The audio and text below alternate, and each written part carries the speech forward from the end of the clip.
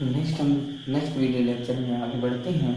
Thermodynamics में इसके पहले लेक्चर में आपको टाइप्स ऑफ सिस्टम बता चुका था। नेक्स्ट इस लेक्चर में हम बताते हैं intensive property, extensive property. Very important है दोनों।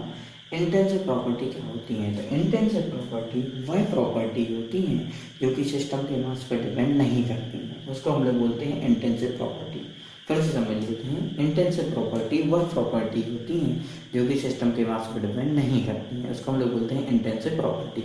इंटेंसिव प्रॉपर्टी के एग्जाम्पल की बात करें तो प्रेशर, दूसरा है टेम्परेचर और नेक्स्ट है डेंसिटी। प्रेशर, टेम्परेचर, डेंसिटी, तीन इसके एग्जाम्पल हैं। प्रेशर पूरा लिखते हैं हम लोग,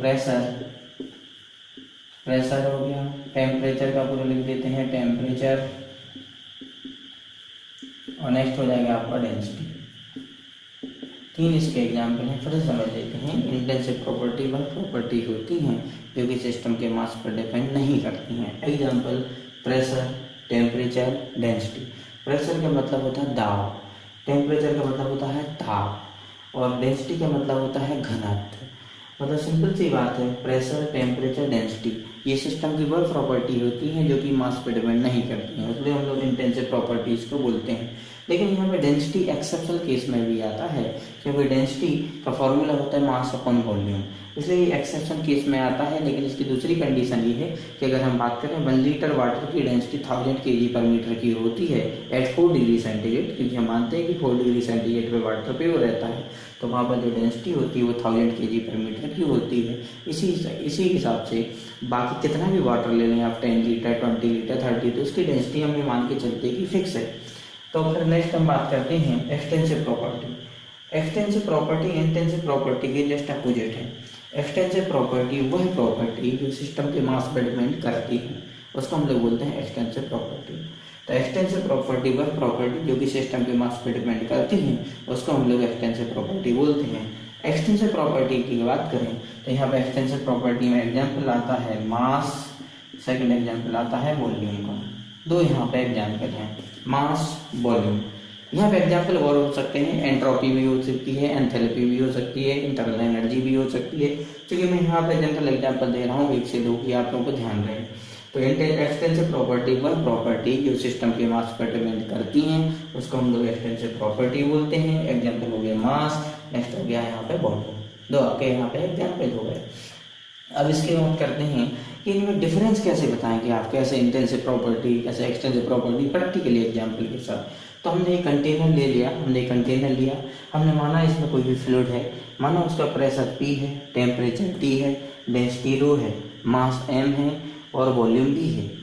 प्रेशर मतलब दाब, टेम्परेचर मतलब तापमान, डेंसिटी मतलब घनत्व, मास मतलब द्रव्यमान और वॉल्यूम मतलब आयतन। हमने माना एक कंटेनर है जिसमें एक कोई फ्लूइड है, फ्लूइड में कोई भी लिक्विड हो सकता है, कोई भी गैस भी हो सकता है। हमने माना उसका प्रेशर P है, टेम्परेचर T है, डेंसिटी ρ है, मास m है, वॉल्यूम भी है। पर इस नेक्स्ट कंडीशन में हमने इसको एक परमेबल मेम्ब्रेन से इसका पार्टीशन कर दिया। परमेबल मेम्ब्रेन में कोई भी चीज़ एक्सचेंज हो सकती है, जैसे आपने ऑस्मोसिस प्रोसेस पढ़ी होगी, रिवर्स ऑस्मोसिस भी पढ़ी होगी, आपने डिफ्यूजन भी पढ़ी होगी। तो यहाँ मैंने परमेबल मेम्ब्रेन से इसको पार्टीशन कर दिया।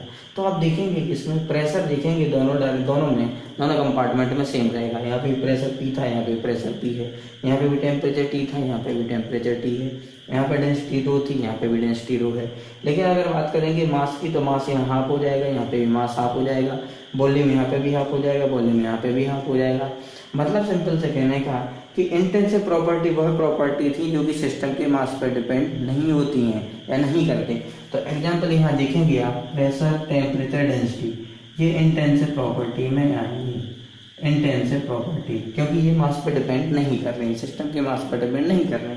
और नेक्स्ट अगर बात करें, ये दोनों मास और वॉल्यूम, ये रहेंगे आपकी एक्सटेंसिव प्रॉपर्टी, क्योंकि ये सिस्टम के मास पर डिपेंड कर रही हैं या करती हैं, इसको बोलेंगे हम लोग एक्सटेंसिव प्रॉपर्टी।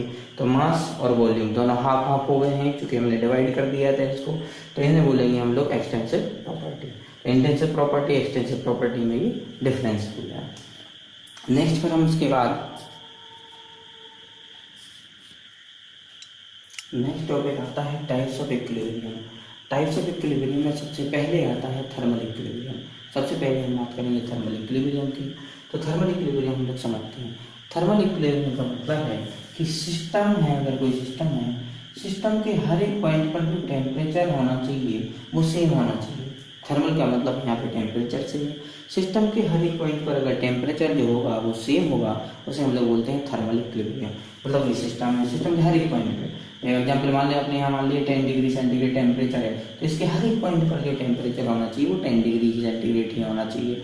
मतलब थर्मल इक्विलिब्रियम का मतलब है कि सिस्टम के हर एक पॉइंट पर जो टेम्परेचर होगा वो होगा फिक्स होगा या सेम होगा, कांस्टेंट होगा, उसको हम बोलेंगे थर्मल इक्विलिब्रियम। ऐसा बोल सकते हैं कि सिस्टम के हर एक पॉइंट पर जो टेम्परेचर होगा वो यूनिफॉर्म होगा, उसको हम लोग बोलते हैं थर्मल इक्विलिब्रियम। फिर से नेक्स्ट अगर हम बात करें मैकेनिकल इक्विलिब्रियम की, तो मैकेनिकल इक्विलिब्रियम क्या है? मैकेनिकल इक्विलिब्रियम में सिस्टम के अंदर कोई भी अनबैलेंस फोर्सेस नहीं होना चाहिए। सिस्टम के अंदर मैकेनिकल इक्विलिब्रियम में सिस्टम के अंदर कोई भी अनबैलेंस फोर्सेस नहीं होना चाहिए। जितने भी फोर्सेस होंगे सब बैलेंस होंगे। बैलेंस का मतलब संतुलित होंगे।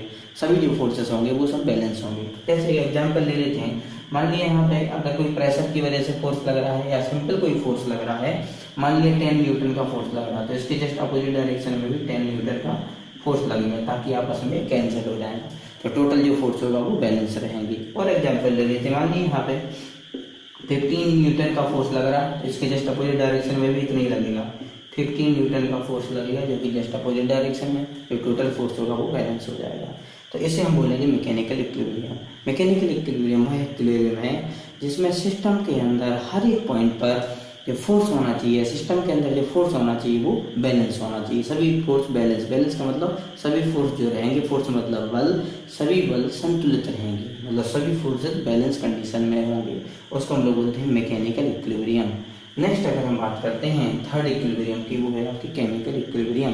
केमिकल इक्विलिब्रियम में हम सिंपल सा बोल सकते हैं कि अगर कोई सिस्टम है उसको हम तब बोलेंगे केमिकल इक्विलिब्रियम में जब सिस्टम के अंदर कोई भी केमिकल रिएक्शन ना हो, तब हम उसको बोलेंगे केमिकल इक्विलिब्रियम। कि सिस्टम जो है वो केमिकल इक्विलिब्रियम में है।